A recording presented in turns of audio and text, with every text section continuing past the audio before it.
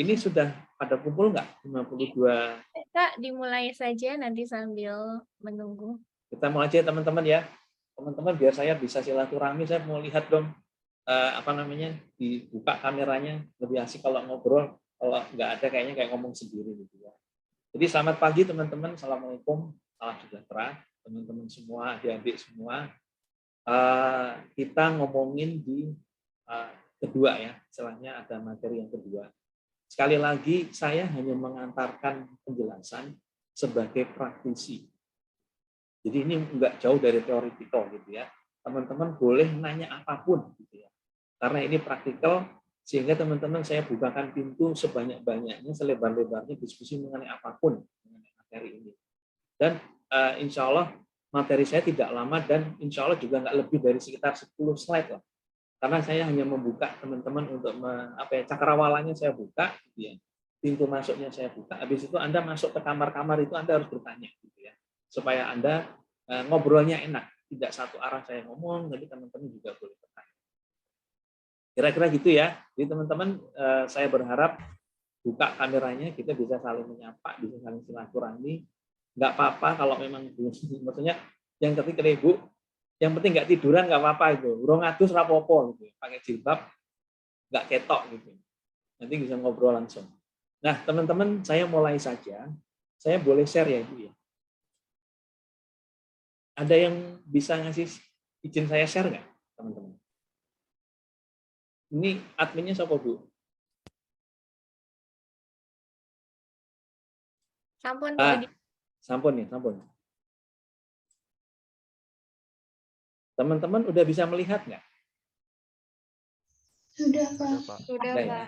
Sudah, oke. Pak. Yap. Oke ya, jelas dan suara saya juga jelas ya. Yuk Jelas, kita, Pak. mari kita mulai. Bismillahirrahmanirrahim. Teman-teman, kita mulai sektor jasa keuangan itu apa gitu ya, teman-teman. Saya yakin mungkin ini semester berapa ya, Bu, teman-teman ini? Semester 3. Oh, 3. Intermediaries lembaga jasa keuangan udah ada belum, Bu? Belum pernah atau sudah? Jadi ini belum masuk mata kuliah intermediate accounting ini, Pak. Oh, iya. Oke, siap. Oke, teman-teman, kita ngobrolin sektor jasa keuangan itu apa sih sebenarnya gitu ya. Dan peran OJK itu ngapain gitu ya. Ada lembaga OJK itu ngapain. Jadi kita mulai ya, teman-teman. Nah, saya mengharapkan teman-teman setelah mendengarkan dan ngobrol asik dengan saya mengenai hal ini, saya mintakan teman-teman moga-moga sudah paham mengenai 3 topik ini. Saya berharap teman-teman memahami sektor jasa keuangan di Indonesia itu apa sih? Karena nanti ini linknya dengan materi pertama teman-teman.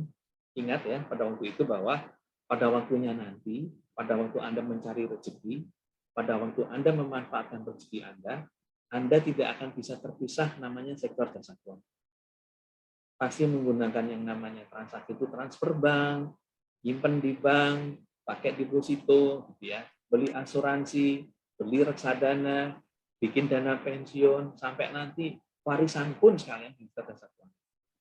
Jadi dengan Anda memahami ini, Anda akan ngerti, oke, aku sekarang ngerti deh, sektor jasa keuangan Indonesia itu kayak apa.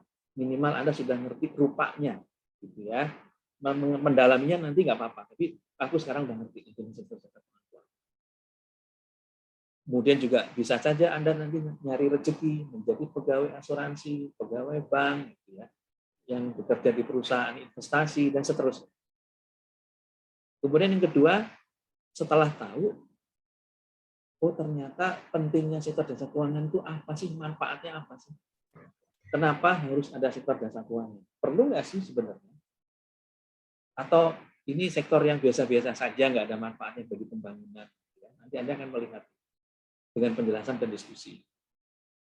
Terakhir adalah peran OJK itu ngopo gitu ya. OJK itu ngapain terhadap sektor jasa keuangan? Kenapa sih Budi kerja di OJK? Apa manfaatnya dia bekerja di OJK? Jadi teman-teman dari 3 hal ini moga-moga sudah punya gambaran sektor jasa keuangan seperti apa, manfaatnya, dan OJK itu apa. Yuk kita mulai. Saya ini sekilas teman-teman. Someday Anda mungkin di ekonomi makro atau apa, Anda akan menemui ini. Atau mungkin di mata kuliah yang lain gitu ya.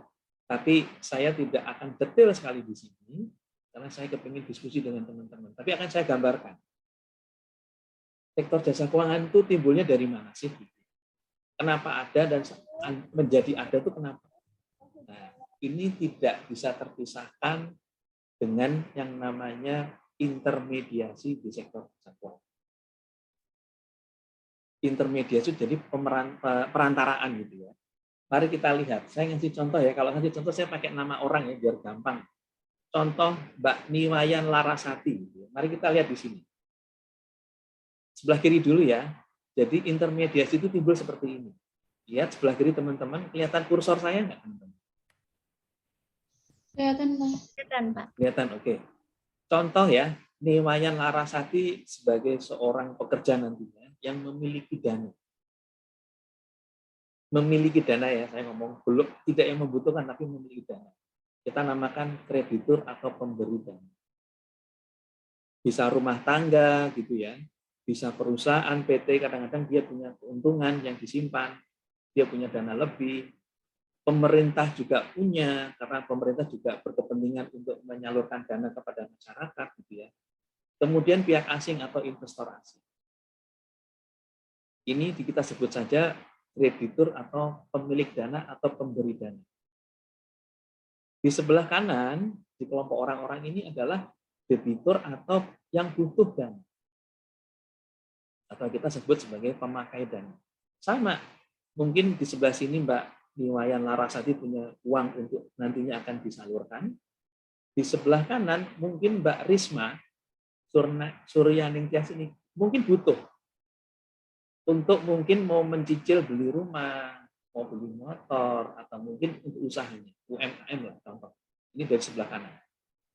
Perusahaan juga gitu, ada yang memiliki duit, ada yang butuh. Perusahaan mau pinjam ini, apakah untuk beli mesin, apakah untuk investasi, apakah untuk misalnya untuk mengembangkan usahanya di kota lain, perusahaan juga butuh. Di sisi lain pemerintah juga butuh teman-teman, maka ada yang namanya surat utang pemerintah atau obligasi retail Indonesia. Jadi pemerintah bisa utang juga kepada pemilik dana. Pihak asing juga gitu. Kalau dia sudah butuh uang dari masyarakat Indonesia yang mungkin gitu ya, investornya banyak, kaya-kaya gitu, mereka bisa menawarkan saham atau mengambil utang ke bank yang ada di Indonesia.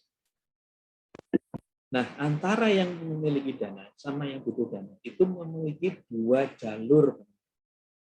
Itulah yang dimaksud dengan intermediasi. Kita lihat yang atas dulu ya. Yang pembiayaan tidak langsung. Tadi Niwayan nyimpen, contoh aja bank, lembaga intermediasinya bisa bank, bisa BPR, bisa modal ventura dan lain-lain. Mbak Niwayan nyimpen nih deposito 50 juta ke bank BR. Contoh seperti itu. Bank BRI ada di sini nih. Nah, Bank BRI meminjamkan dana itu kepada Mbak Risma dalam bentuk mungkin kur, pinjaman tanpa agunan, atau mungkin pinjaman yang lain untuk usaha dia.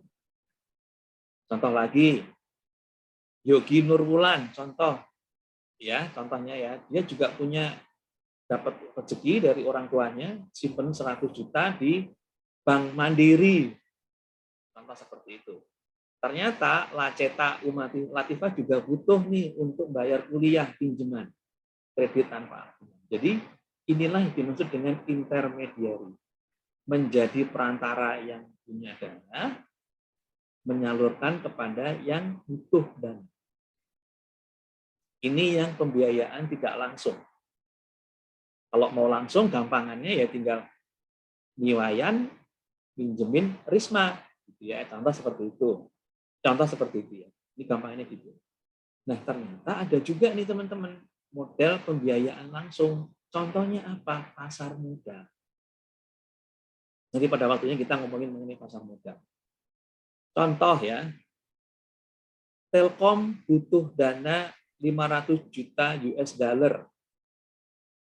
Mau ekspansi Telkom di Vietnam. Dia bisa minjem bank, atau dia bisa menawarkan surat utang atau saham mengenai pasar keuangan atau pasar modal, di mana nanti dananya dibutuhkan untuk investasi. Sorry, saya kebalik nih, contoh nih ya. Ini contoh nih, ini pemilik dana nih. Contoh seperti ini. Saya balik dari sini deh. Saya sekarang tidak pakai rumah tangga, tidak pakai orang, tapi saya pakai perusahaan. Saya ulangin ya. Telkom butuh 500 juta US dollar untuk membuat ekspansi ke Vietnam. Dia membuka layanan telekomunikasi ke Vietnam. Satu lain dan lain hal, dia utang sudah ke bank dan dia butuh dana langsung dari masyarakat. Menawarkan ke pasar keuangan atau pasar modal. Yang beli siapa? Bisa nyewayan, bisa PT yang lain, perusahaan yang lain, lewat langsung. Jadi beli utang, beli saham langsung masuk ke perusahaan, tidak lewat lembaga intermediasi. Saya ngambil contoh lagi. Mau Jasa Marga mau bikin tol di Jogja. Jogja istilahnya apa ya? Yogyakarta kota ke Gunung Kidul, contoh seperti itu. Terus Jasa Marga butuh duit sekitar 500 miliar.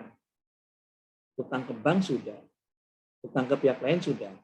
Oh, kalau gitu kita tawarkan yuk surat utang kepada masyarakat yang mungkin punya duit nih. Karena Jasa Marga menawarkan tingkat bunganya menarik. Contoh saja 12% per tahun. Kuponnya adalah 12% per tahun. Tingkat suku bunga. Sehingga Jasa Marga menawarkan ke pasar keuangan atau pasar modal, siapa tahu ada orang-orang yang butuh cari investasi, perusahaan yang punya uang lebih, pemerintah mau investasi, bahkan ada pihak asing yang membeli saham dia atau surat utang. Nah, ini namanya pembiayaan langsung. Pasar modal, pasar uang ada di sini. Kalau intermediasi seperti bank, BPR, modal ventura itu ada di sini. Jadi melewatin turun ke bawah atau langsung ke masyarakat atau orang mau langsung ke sini namanya pembiayaan. Nah, aktivitas intermediasi di sektor jasa keuangan ini teman-teman menciptakan yang namanya ini. Ada bank, ya, ada asuransi, ada pembiayaan atau leasing, ada asuransi, ada dana pensiun, semua ini timbul akibat kegiatan tadi. Banyak banget. Ini bukan iklan ya, nanti saya kasih nih. Ini hanya contoh ya, bukan dalam rangka promosi, jangan sampai nanti wah Pak Udi ngomongin dana reksa, aku tuku dana reksa deh gitu. Jangan, ini hanya sebagai contoh saja. Nah, sekian banyak yang bermain tanda kutip berusaha di situ. Ini loh Mbak, Mas, ini tahun 2001 ya. 2001. Bisa dibayangkan total aset dan kapitalisasi di sektor jasa keuangan itu 19,5 ribu loh ya. 19,5 triliun rupiah. Nah, ini duit masyarakat nih Mas, Mbak. Duitnya sampean, duitnya Bapak Ibu sampean, investor luar negeri, dalam negeri, pemerintah semua ada. Tuplek-blek di sini jumlahnya 19,5 ribu triliun rupiah. Intinya, wah hati-hati nih wong sakmene akeh, uang sakmene akeh, kalau nggak dijaga gimana? Bahaya nih. Kalau dirampok sama fraudster, penipu, wah ini bahaya. Sehingga itulah kenapa OJK dibentuk. Untuk ngawasin itu semua. Nah, teman-teman, kalau mau iseng-iseng pinter maksudnya ya gitu ya. Kalau teman-teman mau mendetilkan, silahkan download Undang-Undang OJK 21 tahun 2011. Di situ di latar belakangnya disebutin persis seperti ini. Kenapa OJK dibentuk? Mari kita lihat bareng-bareng. Karena di perkembangan sistem keuangan itu terjadi konglomerasi bisnis. Tak kasih contoh, saya balik lagi ke gambarannya. Saya ngomongin konglomerasi dulu ya. Mari kita lihat. Contoh nih ya teman-teman. Astra itu punya Astra Financial Astra Financial Group.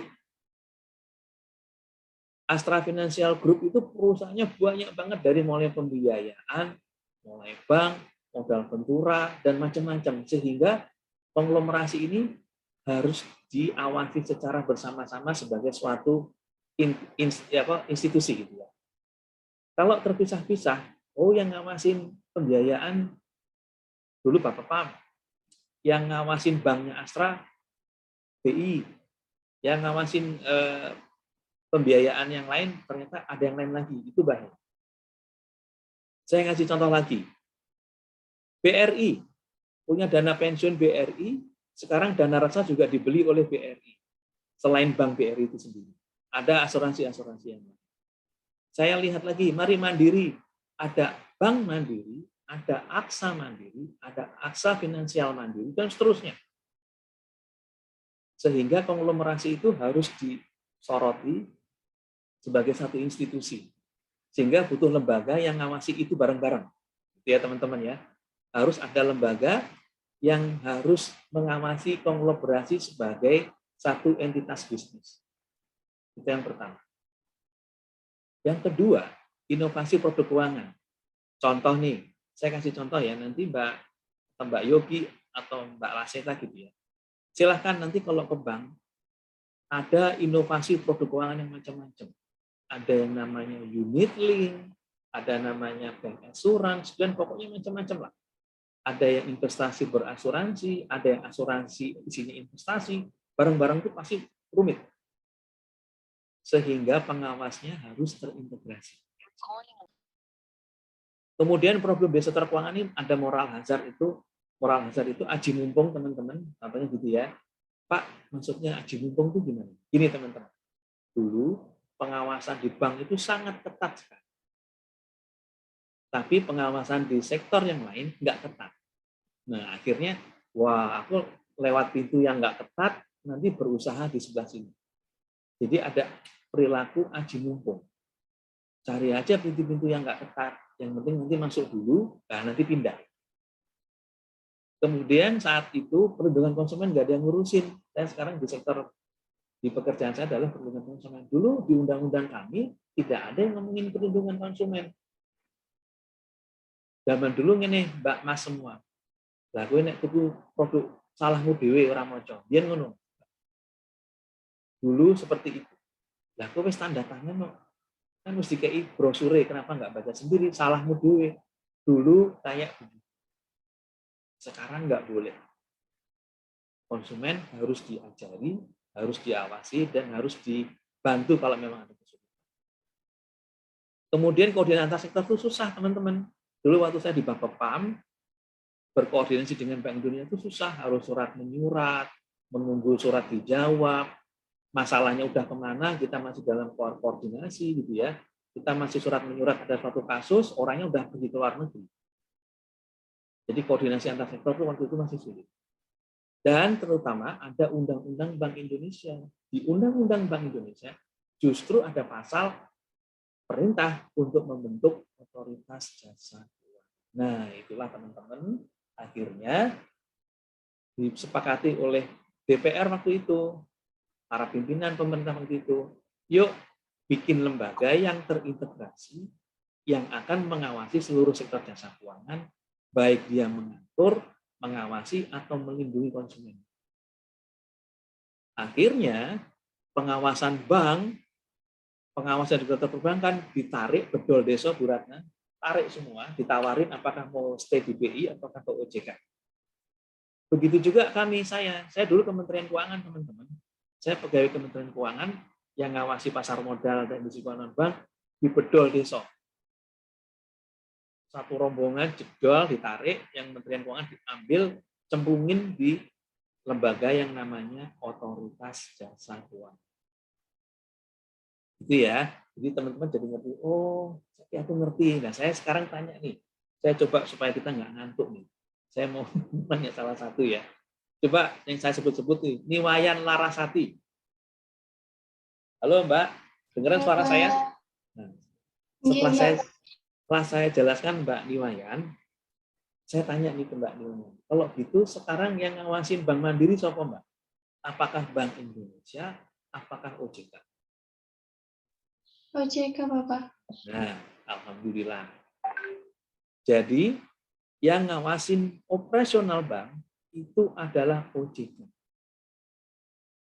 Terus BI ngapain gitu kan ya? Terus BI padahal namanya aja Bank Sentral, Bank Indonesia. Nah, menurut undang-undang, BI ngatur beberapa hal. Satu adalah sektor moneter. Kalau Mbak sering dengar yang ngatur tingkat suku bunga bank, repo bank gitu ya, atau mungkin surat berharga Bank Indonesia, tingkat suku bunganya berapa, di mana inflasi tidak menggejala di Indonesia. Itu adalah rekan-rekan kami, sahabat-sahabat kami di Bank Indonesia.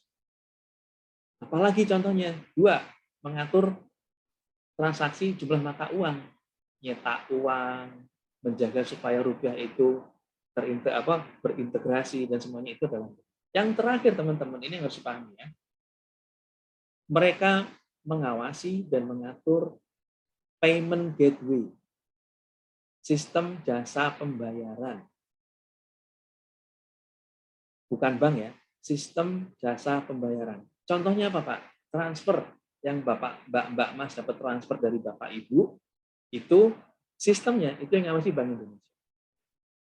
Apalagi Pak, OVO Pay, GoPay, titik-titik Pay, itu semua diawasi dan terdaftar di Bank Indonesia. Jadi itulah yang dilakukan oleh Bank Indonesia. Cukup berat, teman-teman, karena menjaga moneter stabilitas rupiah di Indonesia. Tapi kalau ditanya lagi, saya ngawasi prudensial sopo ya? OJK. Yang ngawasin BCA siapa ya? OJK. Yang ngawasin BPR, contohlah Sejahtera di Bantul gitu, sopo ya? OJK. Yang ngawasin leasing pembiayaan sopo ya? OJK. Tapi yang ngawasin OVO Pay sopo ya? BI. GoPay sopo ya? BI. RTGS siapa ya? BI. Kris siapa ya? Kalau teman-teman ada bayar pakai Kris, itu adalah bank. Jadi cukup jelas ya, bahwa itulah latar belakang kenapa butuh OJK untuk mengawasi 19,5 triliun rupiah di sektor jasa keuangan. Itu tadi background. Nah, sekarang mari kita lihat setelah tadi diawasi oleh OJK, dibikinlah seperti ini. Ternyata sektor jasa keuangan itu dibagi 3 supaya mudah pengawasan. Yaitu sektor perbankan, sektor industri keuangan non-bank, dan sektor pasar modal. Inilah 3 sektor jasa keuangan yang diatur dan diawasi. Saya tekankan ya, diatur dan diawasi. Yuk, artinya apa Pak? Diatur itu artinya OJK membuat peraturannya. Dirigid Mbak, dari mulai peraturan, surat edaran, semua sampai ke bawah, sampai pelaksanaan itu diatur oleh OJK. Supaya tadi, kenapa sih Pak peraturannya ketat sekali? Karena tadi, uang masyarakat, uangnya Bapak Ibu, teman-teman, uang simpanannya Simbah, gitu ya. Semua perusahaan, semua pada nyimpen di bank, pada pakai dananya di perusahaan efek itu, supaya aman. Makanya aturannya harus rigid. Nah, kalau sudah diatur, kita awasi apakah mereka patuh atau tidak. Itu artinya dimaksud dengan pengaturan dan pengawasan. Itu ya teman-teman. Bank itu apa? Nanti kita di sesi-sesi berikutnya kan ketemu. Bank itu apa sih Pak? Bank Umum dan BPR. Produknya apa wae Pak? Nanti saya jelasin. Di KNB itu apa Pak? Oh, ono asuransi. Oh, dana pensiun kemarin lewat di Gejayan ada dana pensiun BRI. Oh, aku ngerti yang dimaksud Pak Udi. Jawab kita. Ada asuransi, dana pensiun, pembiayaan atau leasing. Mungkin teman-teman beli motor pakai leasing gitu ya. Perusahaan penjaminan, pegadaian, lembaga keuangan mikro, itu yang dimaksud dengan industri keuangan non-bank. Pasar modal itu apa Pak? Emiten gitu ya, yang belakangnya TBK itu teman-teman ya. Jadi contoh Bank BNI garis koma TBK Persero, lah itu emiten. Ada Self Regulatory Organization, bursa efek itu diawasi oleh OJK. Ya. perusahaan efek, manajer investasi, bank kastadien, agen penjual efek reksadana, yang kalau teman-teman beli reksadana, itu semua diawasi oleh kita. Intinya di bawah itu, teman. Intinya adalah memastikan. OJK tugas utama memastikan lembaga jasa keuangan itu harus sehat, stabil, bahasa guyonannya nih, stabil, nggak biayaan gitu ya. Pesana kemarin nggak jelas, usahanya nggak boleh gitu ya. Harus sehat, stabil, dan memenuhi prinsip perlindungan konsumen supaya amanah, supaya uang teman-teman amanah. Uangnya Bapak Ibu, Simbah, Pak Ade Bude aman di bank. Tidak digunakan oknum-oknum yang tidak bertanggung jawab di bank. Itulah tugas OJK. Di perusahaan efek, di perusahaan pembiayaan, dan seterusnya yang di bawah kita pengawasan. Itu ya teman-teman ya. Nah, dikuatkan lagi di Undang-Undang Nomor 21 Tahun 2011 tentang OJK. Di state dengan jelas. OJK itu adalah lembaga yang tugasnya mengatur tadi, bikin peraturan, mengawasi apakah mereka patuh terhadap aturan kita atau tidak, dan melindungi konsumen dan masyarakat yang akan menggunakan produk-produk di perbankan, yaitu contohnya bank, BPR, industri keuangan non-bank, yang tadi saya sebutin, asuransi, dana pensiun, lembaga pembiayaan, pinjol yang legal ya teman-teman, jangan pinjol ilegal. Dan di pasar modal, investasi, seperti di efek, reksadana, obligasi, dan saham. Nah, teman-teman, karena Anda kan pasti kepengen baca detail ya. Saya kepengen ngerti dong Pak, sakjane itu media apa sih sektor jasa keuangan gitu. Di website OJK, sampean-sampean teman-teman yang masih muda-muda ini pasti juga semangat membaca. Silahkan download. Ada master plan sektor jasa keuangan Indonesia. Itu bisa belajar skripsi kalau sampean mau, kalau ya Bu ya. Itu detail sekali bahwa master plan sektor jasa keuangan dari 2021 sampai 2025. Jadi masih relevan dengan kita saat ini. Ada penguatan ketahanan dan saing, kemudian ada pengembangan ekosistem jasa keuangan, dan akselerasi transformasi digital. Karena sekarang semuanya serba digital. Teman-teman bisa download, bisa baca, bisa menjadi bahan diskusi, bahkan kalau menurut saya bisa menjadi bahan tulisan, kalau teman-teman mau. Saya cukupkan di sini, teman-teman. Karena saya kepingin diskusi, saya membukakan aja wacana kasalah teman-teman untuk mengetahui jasa keuangan itu apa, terus OJK itu ono di ngopo, gitu ya. Ngapain OJK itu? Kenapa penting jasa keuangan? Adakah pertanyaan teman-teman? Wildan kayaknya udah mau nanya. Mau nanya Wildan? Ada yang mau bertanya kah? Ayo kameranya dibuka. Misi Pak, izin bertanya Pak. Yuk silakan Mas. Kalau OJK itu kan tadi tugasnya itu mengawasi bank dan lembaga non-bank gitu ya Pak. Sementara OJK sendiri atau BI sendiri itu nantinya diawasi oleh siapa Pak? Oh, BI dan OJK itu diawasi oleh siapa gitu? Iya, aktivitas OJK dan BI itu yang mengawasi siapa gitu. Oke, good. Mas, OJK itu sering lihat nggak? Atau silakan di YouTube ya, cek nanti supaya Mas Wildan paham nih. Kita menyampaikan laporan, pertama utamanya adalah ke DPR, Mas. Ada laporan berkala kita yang kita susun dan kita sampaikan kepada DPR. Itu satu. Kita juga harus siap-siap ditanya atau lapor ke Presiden jika diperlukan. Itu dua. Nah, dua lembaga itulah, DPR dan Presiden, yang akan mengawasi kita, Mas. Contohnya, Mas, Wildan terakhir kemarin, beberapa hari yang lalu, OJK mengajukan anggaran ke DPR. Kalau DPR nggak setuju, ya kita nggak dapat. Penggunaan anggaran untuk apa? Kita ngomong ke DPR. Ada pengaduan masyarakat yang menggejala dan OJK dinilai lalai, kita dimarahin DPR. Gitu ya. Makanya coba Mas Wildan nanti teman-teman search gitu ya. RDP OJK dengan DPR. Silahkan lihat. DPR adalah lembaga yang mengawasi bagaimana berjalannya pekerjaan kami di OJK. Tentunya jadi DPR, Pak Presiden juga, teman-teman. Nah, dalam berkerangka bekerja, ada lembaga-lembaga lain, Mas Wildan, yang selalu ikut membantu kita, mengawasi kita. Contoh seperti Ombudsman Republik Indonesia. Hei OJK, kamu tuh kerjanya sesuai dengan aturanmu nggak? Ada maladministrasi nggak? Itu Ombudsman. Gitu ya. Dan kerjasama, kalau ada penegakan hukum, kita kerjasama dengan pihak kepolisian. Karena OJK bukan APH. OJK bukan aparat penegak hukum. Jadi OJK hanya mengumpulkan data, mengumpulkan bukti, kita serahkan ke APH. APH lah yang akan bertindak untuk kalau ada kejahatan di sektor jasa keuangan. BI gimana? Sama. BI sama. BI juga bertanggung jawab oleh DPR dan sekali pasti dipanggil oleh Presiden untuk hal-hal tertentu. Itu ya Mas, supaya benar di atas langit harus ada langit, supaya tidak zolim, ya, tidak semaunya sendiri. Cukup jelas Mas Wildan? Cukup jelas Pak. Terima kasih Pak. Ada atas lagi penjelasannya, pertanyaan? Pak. Halo?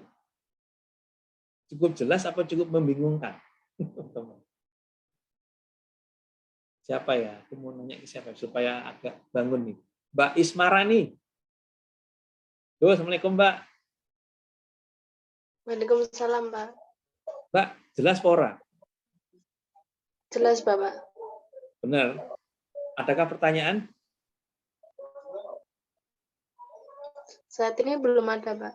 Belum ada. Oke. Jadi pertanyaan ya. Kita tunggu nih. Yang lain siapa nih mau bertanya? Ini baru 8:30 loh, masih lama nih. Aku memang sengaja membuka saja diskusi supaya teman-teman yang banyak bertanya. Karena ini adalah diskusi materi praktikal. Nanti detailnya di pembelajaran teoritis. Tapi ini hanya praktikal. Supaya Mbak ngerti gitu ya. Jasa keuangan itu apa? Izin bertanya, Bapak. Monggo, silakan. Siapa nih? Mbak Afilia. Alivia, Bapak. Tapi kelihatannya kok jendelotok tuh, Mbak. Iya, Bapak. Izin bertanya. Ya. Ketika bank itu kayak melakukan, ternyata ketika diselidiki melakukan kecurangan. Nah, tindakan OJK itu bagaimana? Seperti itu. Terima kasih, Bapak. Oke, Mbak Alivia. Itulah kerjaan saya, Mbak. Saya di bidang edukasi dan promosi. Ini kejadian benar, saya tidak nyebut nama bank gitu ya. Ketika ada pegawai bank melakukan kecurangan atau kita sebut sebagai fraud gitu ya, dan itu melanggar ketentuan POJK, peraturan OJK gitu ya, apakah dari sisi pengawasan maupun dari sisi konsumen, maka pihak bank harus bertanggung jawab. Itu satu. Yang kedua, untuk memastikan tanggung jawab itu, OJK melakukan beberapa hal. Salah duanya adalah memanggil, melakukan verifikasi lanjutan, atau memeriksa. Bank yang terakhir yang saya sebutkan, saya nggak usah sebutkan namanya. Saya melakukan pemeriksaan. Pemeriksaan kepada siapa? Kepada pelakunya. Pelakunya waktu itu ada di mana? Ada di penjara. Jadi kita pastikan apakah dia memang melanggar. Kalau sudah fix melanggar, maka perilaku pegawai OJK, perilaku pegawai usaha jasa keuangan, bank, asuransi, pembiayaan, dan lain-lain, jika terbukti bersalah, maka pelaku usaha wajib mengganti kerugian konsumen gara-gara itu. Gitu ya. Apa yang dikerjakan OJK? OJK akan melakukan tindakan, apakah itu memanggil pejabatnya, direkturnya, kemudian kalau perlu dilakukan pemeriksaan, terbukti suruh bayar, Mbak, mengembalikan. Sudah terjadi yang di bank terakhir, sudah terjadi. Mereka akhirnya mengakui dan membayar kerugian konsumen. Kira-kira gitu Mbak Alivia. Ada pertanyaan lanjutan? Berarti untuk ini ya Pak, sejumlah uangnya itu bukan karena denda, tapi karena kerugian dari konsumennya ya Pak? Ya, jadi mengembalikan Mbak, mengembalikan kerugian konsumen. Gitu ya. Jadi yang disampaikan adalah kerugian, ini Mbak, kerugian yang benar-benar terjadi. Contoh nih Mbak Alivia ya, banyak, karena kejadian banyak gini. Hilangnya 150 juta, tapi mintanya 500 juta. Loh kok iso gitu ya. Ternyata lebihnya itu adalah uang saya merasa, uang pengganti saya sedih gitu. Atau mungkin pengganti saya jengkel, atau pengganti saya berurusan dengan lawyer. OJK tidak ngurusin yang itu. Ya. OJK urusin adalah kembalikan uang konsumen yang hilang. Nah, nanti Mbak lihat di Undang-Undang OJK gitu ya. Yang dimaksud dengan pengembalian kerugian itu apa? Itu ada. Jadi yang bersifat material dan langsung. Kan ono nih kayak, ya ini guyonannya nih Mbak, supaya nggak ngantuk nih. Mbak Livia mungkin pakai bedak gitu ya. Bedaknya bedak apa gitu ya. Terus tiba-tiba menjadi alergi gitu ya. Terus Anda saya minta ganti rugi 1M gitu ya. Karena apa? Satu, biaya saya kaget gitu. Dua, biaya saya sedih gitu. Nggak bisa. OJK hanya membayar berapa benar-benar yang harus dikembalikan ke konsumen sesuai dengan faktanya. Kalau cuma 1 juta, kembalikan 100 juta. Kalau 5 juta, ya kembalikan 5 juta. Kadang-kadang ada konsumen yang 5 juta plus 20 juta. Nah, 20 jutanya OJK tidak ngurusin. Yang diurusin adalah dana konsumen. Kira-kira gitu ya, Mbak Alivia? Iya Pak, baik matur nuwun Bapak. Sami-sami. Tinggal di mana Mbak Alivia? Di Bantul Bapak, Oh, Bantul. Kos apa rumah sendiri? rumah sendiri. Oke, alhamdulillah. Jadi nggak kayak aku dulu ya. Kalau malam nasi kucing. Yang lain? Ada yang bertanya? Ini saya langsung ke nunjuk aja ya Bu, biar rame. Mbak Nurul Alfiah nih yang lagi kipas-kipas. Mbak, ada pertanyaan nggak Mbak? Supaya nggak panas nih. Cukup jelas dan adakah pertanyaan? Sudah jelas, Bapak. Nggak ada pertanyaan? Belum ada, Bapak. Oke. Ayo teman-teman, mau ketemu nih, kita ngobrol. Ada yang mau bertanya lagi nggak? Sih Pak, izin bertanya kembali Pak. Oh, ini Wildan juaranya. Ayo, terusin. Apa Dan? Ya, jadi sekarang ini kan marak gitu ya Pak, apa kasus-kasus penipuan gitu yang mengatasnamakan orang yang targetnya itu nasabah itu atau konsumen perbankan gitu Pak. Nah, tugas OJK itu kan memberikan perlindungan kepada konsumen ya Pak.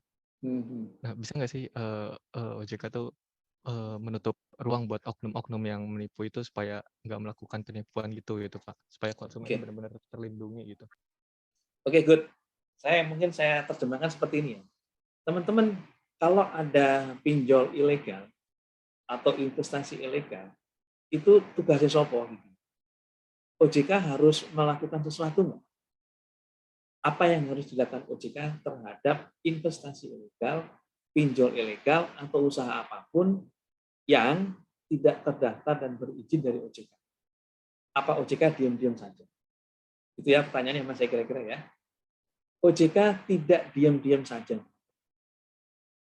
tapi mendasarkan pada undang-undang yang diawasi dan ditindak oleh OJK adalah yang terdaftar berizin di OJK Mas Wildan. Itu udah pasti.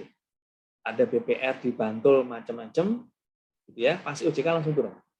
Tapi gimana kalau ada pihak lain yang melapor ke OJK? Karena kan namanya aja sektor jasa keuangan ya, otoritas jasa keuangan. Banyak masyarakat seperti ini Wildan, pokoknya yang berkaitan dengan keuangan itu tugasnya OJK. Pokoknya mambu-mambu duit OJK. Wes ngono ya. Nah, enggak masalah. Itulah kenapa OJK untuk pihak yang tidak terdaftar dan berizin tapi merugikan masyarakat dan lapor ke OJK, OJK membentuk namanya Satgas Waspada Investasi, teman-teman. Jadi kita kumpulin di lembaga itu, di lembaga koordinasi itu, ada Bareskrim, ada Kejaksaan, ada mungkin pihak-pihak terkait seperti Kemenkop, ada Kominfo gitu ya. Sehingga kalau ada apa-apa langsung bisa disegerakan Mas Wildan. Meskipun bukan tanggung jawab OJK. Saya kasih contoh. Ono wong Bantul menjadi korban. Ini banyak loh di Jogja ini terkena juga. Korban pinjol ilegal, sampai punya 27 pinjol ilegal, akhirnya dikejar-kejar, hidupnya merasa terancam. Lapor ke KOJK Jogja. Apa yang dilakukan? Kita kumpulin, kita sampaikan kepada pihak terkait, terutama adalah Bareskrim. Karena kalau sudah mengancam, istilahnya apa ya, membuli sampai dia ketakutan, itu adalah sudah pidana, Mas. Nggak boleh, tidak boleh dilakukan itu. Nah, tapi kan gini nih Pak, kan semakin banyak nih pinjol ilegal di aplikasi. Itulah kenapa OJK kerjasama dengan Google, OJK bekerjasama dengan Kominfo untuk men-take down aplikasi pinjol ilegal yang sekarang ditutup, satu ditutup, tumbuh 1000 teman-teman. OJK sudah men-take down hampir 4.000 aplikasi. Mas. Tapi yang namanya penjahat, Mas, besok nyoba lagi. Sehingga akhirnya jengkel kita kerjasama sama Google. Hai Google, kalau ada yang mempropos aplikasi lewat kamu, berbau pinjaman, harus dipastikan sudah berizin dari OJK. Dulunya enggak, Mas. Google internasional enggak mau, karena itu bukan aturan kami. Tapi akhirnya kita kerjasama dengan Kominfo, kita ngomongin ke Google, nek kowe meh golek rezeki ning kene, ya manuto mbek niki. Akhirnya kita batasin, Mas. Gerak dari pinjol-pinjol ilegal yang enggak karuan itu. Itu yang pertama. Yang kedua, kita didik masyarakat. Makanya teman-teman ikut ya di mana, di apa namanya, di IG OJK, IG kontak 157 itu banyak istilahnya apa ya, pengetahuan bagi masyarakat. Di Instagram kita OJK, juga website OJK selalu dikeluarkan. Pada waktu saya sosialisasi ke tempatnya Bu Ratna pada waktu itu, saya juga selalu ngomong hati-hati. Jadi kita mencegah melalui edukasi dan sosialisasi, melakukan tindakan jika sudah terjadi, kita kerjasama dengan Satgas Waspada Investasi. Kira-kira ngono Mas Bildan. Pandemi Mas Bildan tinggal di mana? Ya Pak, terima kasih Pak. Saya tinggal kalau sekarang di Jogja Pak, tapi asal asli Serang, Banten Pak. Oh, Serang, Banten Mas. Deketan Bu, Iya. Saya orang Pamulang Mas. Kita sama-sama Banten gitu ya. Oh iya, Tangerang ya Pak, Pamulang ya Pak? Saya Pamulang Mas, saya tinggal di desa. Kerja di Jakarta, tinggalnya di desa. Oke, ini ada yang WhatsApp nih, siapa? Ini siapa namanya? Lina Puspita mana? Mana Lina Puspita? Langsung online aja Mbak. Mana yang namanya Lina Puspita yang mana? Halo? Saya Bapak. Ya. Apa Mbak? Biar didengerin teman-temannya. Izin bertanya Bapak, apa hambatan yang dialami oleh OJK dalam hal pengawasan pinjaman online? Mungkin karena saat ini juga pandemi COVID gitu Pak. Yes. Pertanyaanmu bagus banget Mbak Lina. Ini teman-teman. Sekarang dengan sistem yang lebih baik, pengawasan lebih baik, orang kalau minjem pinjol, dia perhatikan ya teman-teman ya. Karena jangan-jangan teman-teman nggak jadi korban pinjol kan ya? Pinjol enggak kan? Ini cuma pertanyaan doang kan ya. Jadi gini ya teman-teman. Di sistem yang diawasi oleh OJK, pinjol yang legal, seseorang tidak mungkin lebih pinjam di 3 pinjol. Karena ada sistem terintegrasi. Contoh, Budi udah pinjam pinjol A, terus boleh pinjol B, boleh, masih boleh. C boleh, masih boleh. Yang ke D nggak bakalan bisa. Karena sistemnya sudah terintegrasi. Masalahnya adalah, teman-teman, sekarang ini dengan adanya kesulitan ekonomi, kita pahami bersama, saudara-saudara kita banyak mengalami kesulitan ekonomi, mungkin cari kerjaan susah, usaha jadi seret gitu ya. Akhirnya mereka butuh dana cash gitu. Kalau pinjam ke legal, susah teman-teman. Bukan susah, rigid. Harus jelas untuk apa, identifikasi KTP-nya seperti apa, dan seterusnya. Nah, kalau seumpama yang ilegal itu gampang. Seperti rentenir itu loh. Teman-teman kita, saudara-saudara kita yang mungkin butuh, karena sudah ditolak, di bank ditolak, koperasi ditolak, pinjol legal, akhirnya menekatkan diri pinjam pinjol ilegal, padahal itu risikonya sangat tinggi. Tapi gamane ngene, lah aku nek ngono ramangan ya, Pak. Aku nek ngono aku ora bayar sekolah anakku. Iki mengobati simbok ya. Wis rapopo wis nekat. Akhirnya menggunakan pinjol ilegal, akhirnya menjadi kejar-kejaran debt collector. Nah, itulah sebenarnya teman-teman, tidak hanya fenomena pengaturan saja oleh OJK, tapi kondisi ekonomi yang makin sulit itulah yang membuat orang-orang masih banyak menggunakan pinjol ilegal. Ya teman-teman, semoga teman-teman menjadi paham. Ojo nekat pinjam pinjol ilegal ya. Lebih baik diskusi sama Bu Ratna kalau ada apa-apa. Jangan pinjam ilegal. Nanti lebih baik daripada nanti dikejar debt collector kan, di pos-posan ditungguin gitu ya. Nanti HP cowoknya tiba-tiba dapat WhatsApp, pacarmu urung bayar iki, 2 bulan ya malah bahaya kan. Nah, sekarang makanya hati-hati menggunakan pinjol. Harus yang berizin dan terdaftar. Insya Allah aman. Kalau ada apa-apa, tinggal lapor ke OJK. Gitu ya Mbak Lina. Oke, Bapak. Terima kasih. Sami-sami. Ada yang lain lagi? Kalau enggak saya mengerjain nih. Saya cari orang. Izin bertanya, Pak. Oh iya, silakan Mbak Niwayan, mau tanya lagi, monggo, silakan.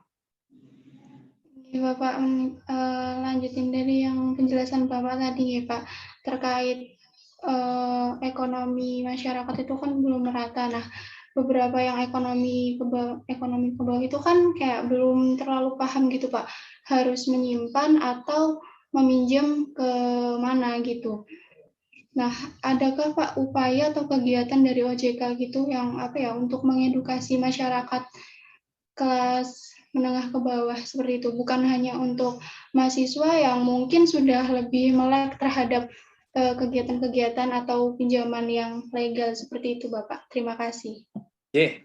Makasih Mbak Niwayan, itu pendapatnya bagus banget itu. Itulah kenapa kami sangat senang bekerja sama dengan organisasi-organisasi masyarakat, Mbak.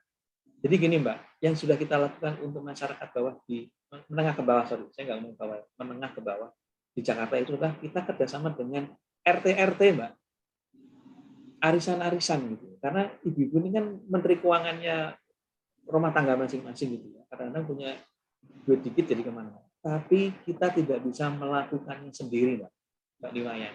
Kita tidak bisa melakukannya sendiri. Sangat terbatas kemampuan itu. Sangat-sangat terbatas. Sehingga itulah kita kerjasama. Contoh ya Mbak, dengan BKKBN. Contoh. Dengan Kementerian Dalam Negeri. Dan yang paling utama, OJK membuat gerakan atau program namanya TPKAD. Mungkin memang belum heboh seperti luar biasa gitu ya, tapi kita butuh kerjasama dengan semua pihak ini. Tim percepatan keuangan akses daerah. Kita lewat kegiatan itu, bahkan ada di setiap, kalau nggak salah, TPKAD di Jogja terkenal dan banyak. Ya. Kita membuat pameran-pameran, Mbak, intinya gini loh, ya Bapak Ibu UMKM kecil yang butuh dana, monggo, OJK salurkan. Ini loh, ada bank atau BPR yang bagus, silakan bertemu. Jadi kita mempertemukan pihak-pihak UMKM yang butuh dana, Pak, supaya tidak terjerembab di tengkulak atau rentenir, Mbak Nima. Yang kedua, yaitu sosialisasi edukasi kemana-mana. Tapi itu belum seberapa, teman-teman. Jadi terbukti bahwa tingkat literasi kita masih rendah. Sekitar 35% lah. Dibanding penduduk Indonesia yang 270 juta. Sehingga teman-teman inilah makanya saya memang sebagai praktisi, senang bekerja sama dengan teman-teman, ketok tular ilmu ini, supaya teman-teman juga, Mbak Niwayan, minimal ngomong sama bapak ibunya loh. Ya kan? Bu, nabung yang bener, contoh gitu. Alivia juga gitu, Pak, kalau kita butuh, ya kita pakai pinjol yang legal ya. Terus mungkin Lina, Pak, kalau kita membeli motor, pakai pembiayaan yang benar ya, jangan yang abal-abal gitu. Pak, Bu, kalau semua ada uang, ternyata bisa loh nyimpen di bank itu cuma 50.000 pakai program tabungan mandiri dan seterusnya. Dan kita tidak bisa melakukan sendiri. Jadi pertanyaan Mbak sangat relevan, apakah OJK bisa menghandle? Belum. Jauh dari bisa, Mbak. Jauh dari bisa. Sehingga kerjasama dengan inilah, makanya saya juga join dengan kegiatan Bu Ratna, karena ini ketok tular, Mbak. Mungkin tidak langsung heboh bikin literasi keuangan Indonesia meningkat dari 35 sampai 70, enggak ya. Tapi minimal ada sesuatu yang harus kita lakukan bersama. Jadi Mbak Niwayan juga saya mintakan nih nanti sosialisasi ke saudara-saudaranya gitu ya. Kalau ada apa-apa bisa telepon OJK gitu ya, bisa tanya ke OJK atau bisa pengaduan di OJK. Itu Mbak Niwayan kira-kira. Ya, baik Bapak, terima kasih. Sami-sami. Yang lain? 15 menit lagi? Atau saya mau iseng-iseng? Siapa ya di sini ya, Bu, yang jarang-jarang di sini? Ini ada orangnya beneran apa enggak ini? Coba, Raka Dwinanda Muhammad Rizky Akbar. Gawamen jenengmu, Mas. Mas Raka? Halo, Mas Raka. Ini, halo? Ini patut diduga cuman nyalain laptop tok nih, Bu. Nggak ada orang. Halo, yang lain ada yang bertanya? Coba ya saya cek lagi di sini. Mas Arma Mahfud Sulaiman. Saya, Pak. Nah, Assalamualaikum Mas. Waalaikumsalam. Wis tangi to kowe? Sudah ya, Pak. Saya dengerin dari awal. Oh, alhamdulillah. Buka anu Mas video ini ketok aku. Silaturahmi kita. Ratus rong popo Mas, yang penting rokok. Ada pertanyaan nggak Mas Arma? Belum, Pak. Cukup jelas nggak Mas Arma? Halo, cukup jelas kah? Ini pasti lagi sarapan nih Mas Arma ini mesti. Mesti Indomie gue ya. Kayak aku dulu ya. Mesti Indomie goreng atau Indomie apa ini mesti. Ada pertanyaan nggak Arma? Tidak ada, Pak. Beneran? Beneran. Arma nggak pernah pinjol kan? Nggak pernah pinjol ilegal kan kamu Arma? Alhamdulillah nggak pernah, Pak. Ojo ya. Pinjol yang legal aja. Oke, ada yang lagi nggak, teman-teman? Ini sampai dosennya nanya loh. Ini kalau biasanya di ruang kelas banyak yang nanya nggak Bu? Atau cuman duduk manis-manis semua ini? Nah, ini bedanya Pak, kalau di kelas sama online tuh beda banget. Jadi kalau di kelas tuh banyak pertanyaan gitu ya. Tapi kalau online tuh sering kayak gini, makanya 3 tahun ngajar tuh kayak ngajar laptop Pak waktu pandemi kemarin. Semua. Atau jangan-jangan karena yang ngajar Bu Ratna pada nanya, yang nanya aku cowok, wah bosenin ini pada diem semua. Gitu. Enggak Pak, karena mata kuliahnya hitungan. Ayo, siapa lagi mau bertanya? Bener nih, udah nggak ada pertanyaan. Izin bertanya, Pak. Ya, silakan Mbak Wati. Saya ada 2 pertanyaan. Yang pertama kan tadi Bapak sempat bercerita di awal mendapatkan staf baru itu ya, Pak. Lalu saya izin bertanya, apakah sih Pak syarat untuk menjadi karyawan OJK? Terus yang kedua, sekarang kan marak seperti penipuan gitu ya Pak, yang mengatasnamakan bank, seperti misalnya kemarin itu kan ada penipuan mengenai tarif Bank BRI yang naik menjadi 150.000 per bulan walaupun tidak ada transaksi. Nah, apakah dari OJK sendiri juga turut serta untuk mengatasi hal tersebut dalam menjalankan tugas untuk melindungi data konsumen ya Pak? Terima kasih. Yes. Pak Wati, teman-teman semua, Mas OJK gimana? Itu di situ ada Mas ganteng namanya Mas Panagiotis Christian Vieri gitu ya.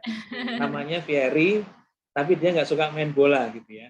Teman-teman, masuk OJK tentunya seperti di yang lain.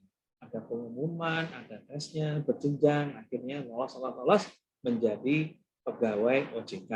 Saya doakan nih teman-teman di sini pada pinter-pinter, pada jago-jago, nanti pada waktunya ada pengumuman bukaan OJK, ikut ya, ikut tes, dan moga-moga lolos, sukses sampai nanti menjadi pegawai seperti Mas Ferry yang ganteng. Oke, itu yang pertama. Yang kedua teman-teman, pertanyaan kedua, kita memanggil Direktur Jaringan BRI loh Mbak Wati, karena banyak orang yang bertanya dan menjadi korban.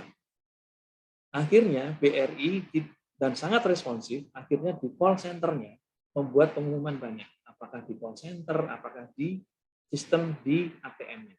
Dan yang paling terkini adalah cek Instagram-nya BRI. BRI juga membuat pengumuman di website, pengumuman di Instagram, dan bahkan di beberapa koran, termasuk Tribun Jogja, bahwa itu adalah hoax, gitu. Itu adalah fake, sehingga teman-teman masyarakat harus paham. Nah inilah kenapa teman-teman literasi itu sangat penting. Contoh literasi yang sederhana adalah gini contohnya. Ibunya Mbak Wati kalau ada apa-apa ngerti. Oh, aku pernah dengerin nih ternyata kalau ada apa-apa harus telepon call center-nya dulu. Nah, nomor teleponnya di call pun jangan salah juga ya Mbak Wati ya. Kadang-kadang penipu kan memberi ditempel di ATM nomor kontak senternya BRI yang salah. Nah, harus tahu oh BRI itu 321 BRI gitu kan ya. Sehingga Mbak, apakah ini benar?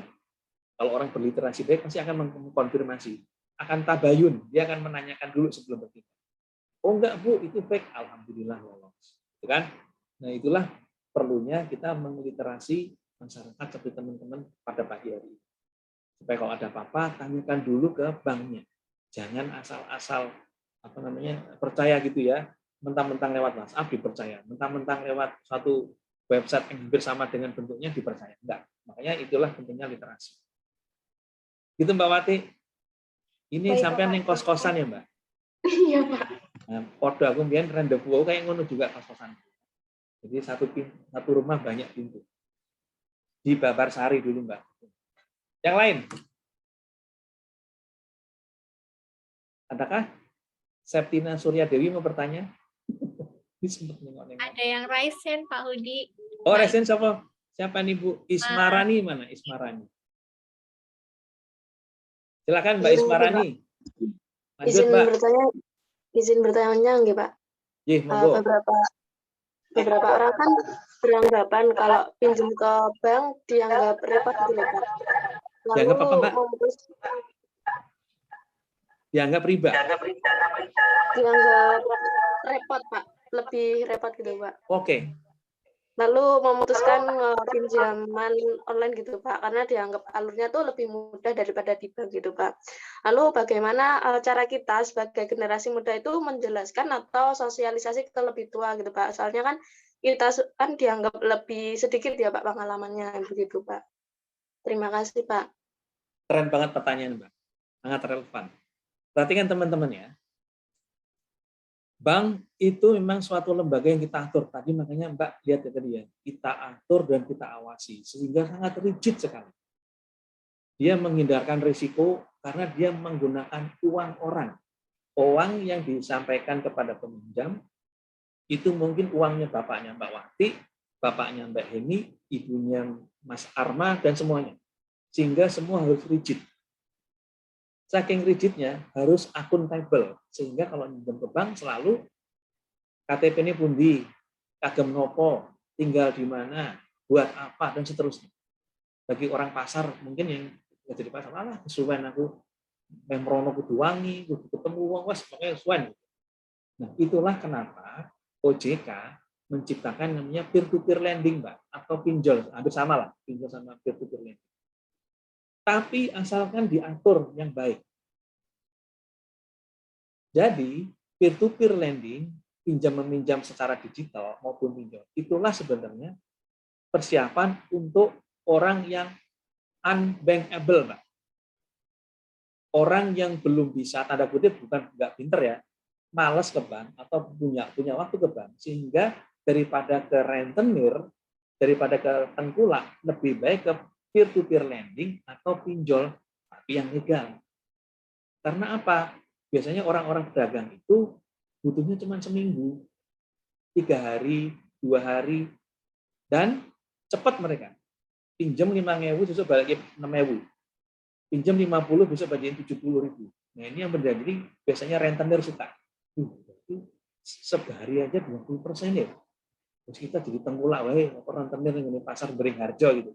Itu banyak kayak gitu. Nah, itu nggak boleh lagi. Sehingga peer-to-peer lending, pinjol itu sekarang dipermudah, hanya 3 yang diminta, Mbak ya. Perhatikan nih, kalau pinjol yang ilegal mintanya banyak. Tapi kalau yang legal 3, itu kan dipermudah supaya Mbak Isma gampang ngapalinnya. Camilan. Yang diminta cuma 3. Camilan, kamera, mikrofon, sama location. Tapi kalau pinjol ilegal, data Anda ketarik semuanya, Mbak Mas. Foto-foto Anda pasti ketarik. Karena akan diginikan. Untuk di ACC, silahkan klik yes, oke, untuk mengambil data berikut.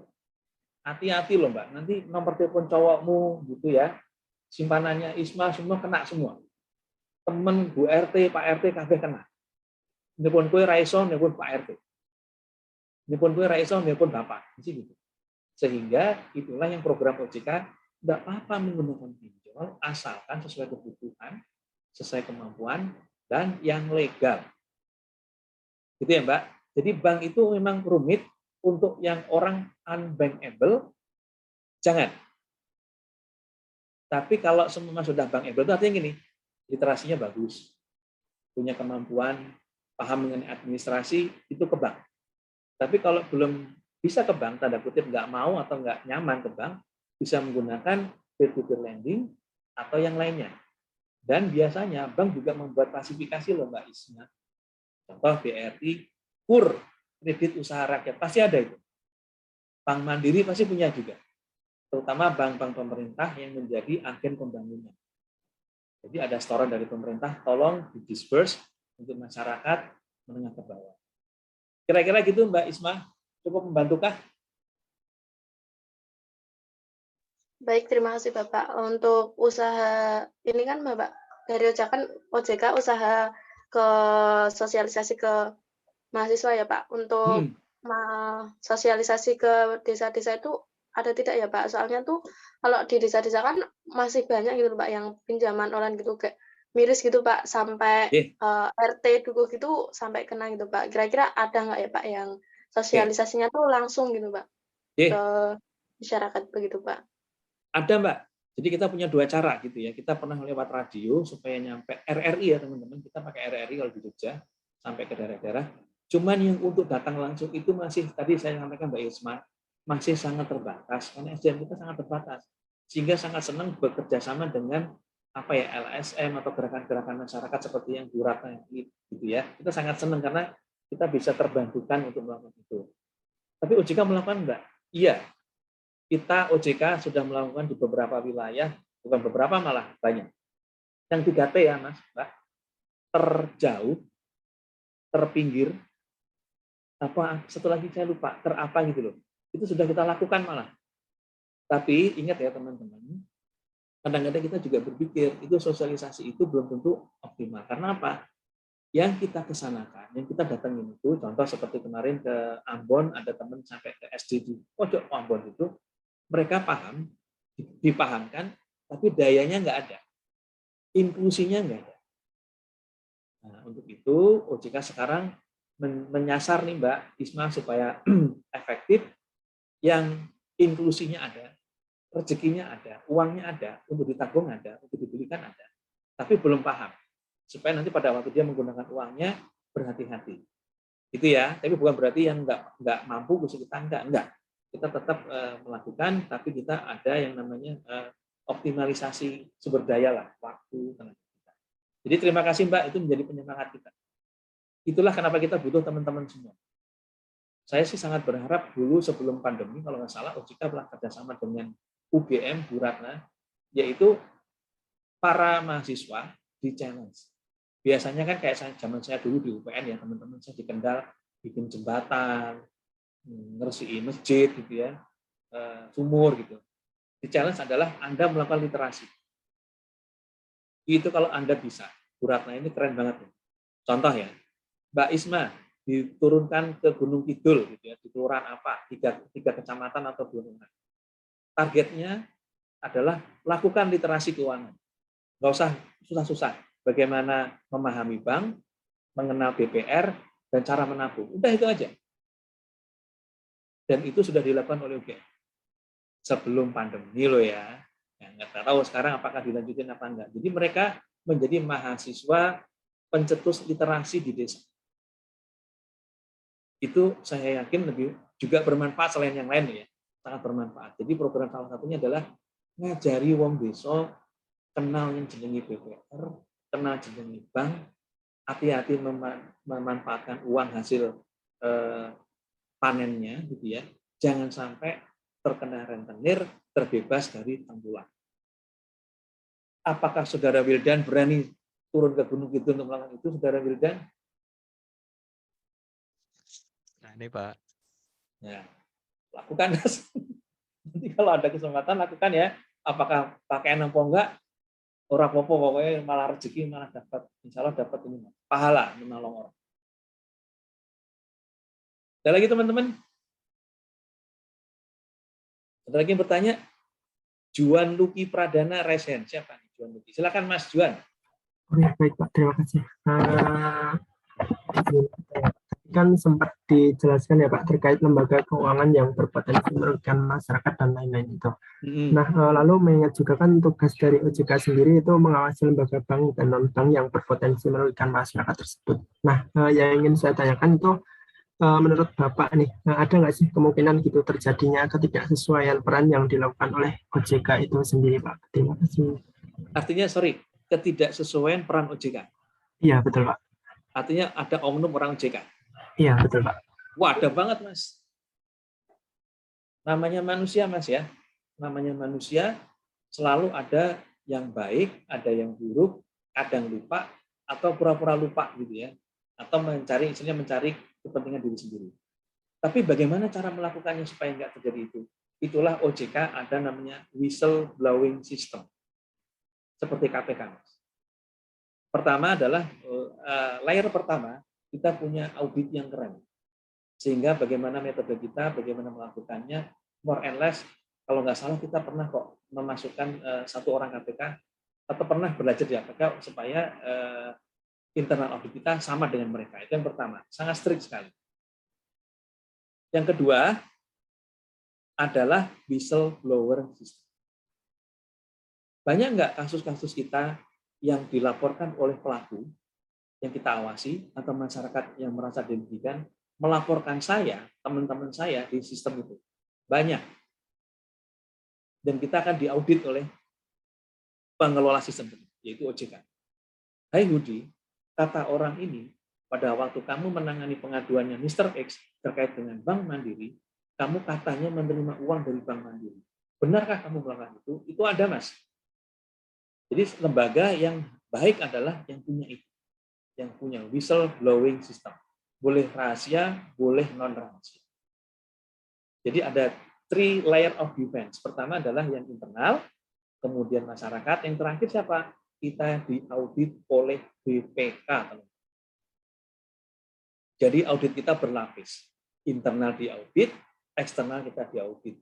Yang mengaudit siapa? BPK. Apakah OJK benar-benar kayak nggak pernah melakukan kesalahan? Tidak. Apakah OJK tidak ada yang berdosa? Banyak yang berdosa. Tapi sepanjang itu berlaku sistem itu, insya Allah kita minimal Mas. Kalau ada apa-apa segera tertangani, api itu bisa segera dipadamkan, bisa segera dibenerin gitu. Kira-kira gitu Mas Juan Luki. Ada pertanyaan lagi Mas? Baik Pak, terima kasih. Berarti itu tetap ada kemungkinan ini ya Pak, terjadinya itu ketidaksesuaian peran dari oknum OJK sendiri gitu Pak? Ada Mas, ada banget gitu ya. Namanya manusia ya. Dan kita ada sekitar hampir 2.000 pegawai di seluruh Indonesia ya Mas. Pasti nanti sekali waktu ketemu pegawai OJK yang kemaki gitu ya, sombong gitu ya. Moga-moga bukan saya gitu ya. Tapi mungkin bisa terjadi ke situ. Namanya manusia Mas. Gitu ya.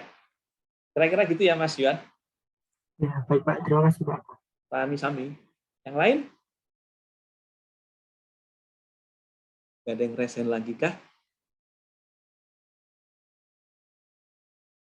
Cukup nih bener nih. Kalau kata orang Semarang, tit gitu ya. Tit bener ini.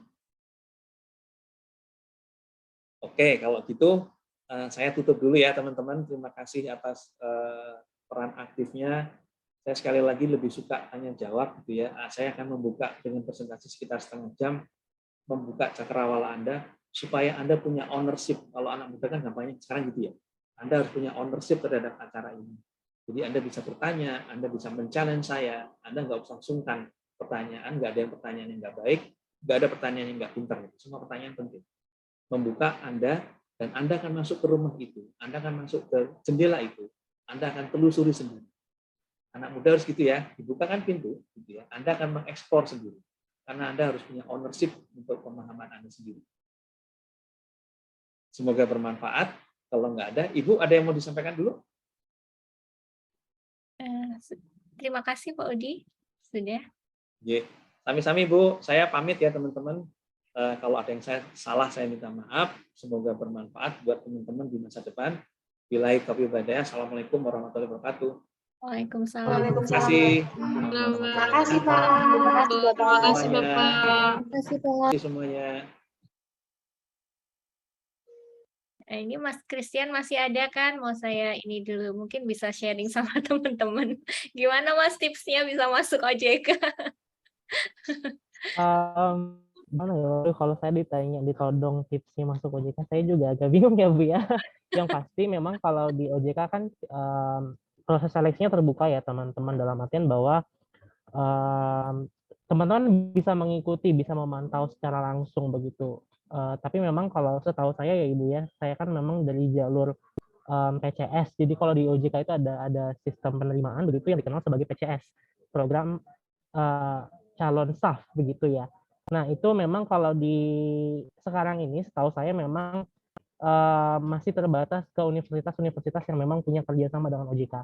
Jadi nanti OJK akan mengirimkan semacam undangan atau pemberitahuan seperti itu ke universitas terkait untuk mengirimkan nih siapa saja mahasiswa atau mahasiswinya yang memang berprestasi seperti itu ya, karena memang kan jalur tesnya sendiri memang terbuka tapi tidak terbuka untuk umum juga begitu, memang diseleksi sekali siapa-siapa saja yang bisa ikut seperti itu. Saya berharap juga memang dari universitas teman-teman bisa ikut ya begitu. Saya juga kurang tahu apakah dari universitas teman-teman memang sudah ada begitu.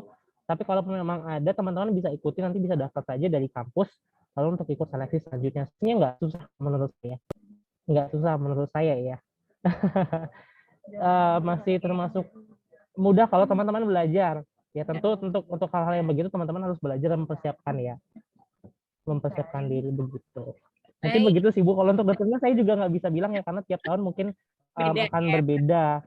Iya, berbeda format tentu begitu ya. Tapi yang pasti kalau belajar dan niat sungguh-sungguh, ikhtiar sih pasti dapat ya. Oke. Mas Ferry buru-buru nggak? Mungkin bisa ada 1 atau 2 teman yang ingin bertanya, boleh nggak Mas? Oh, boleh Oke. Ibu. Mumpung ada Mas Ferry nih, ada yang mau nanya nggak tips-tipsnya atau gimana cara belajarnya?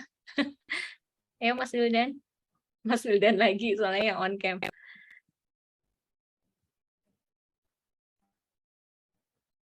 Ada teman-teman, nggak apa-apa tanya aja. Ada nggak yang mau Kalau saya tahu ditanyakan? saya jawab, nggak tahu saya cari tahu dulu nanti. Mbak Wayan, Mbak Yunita.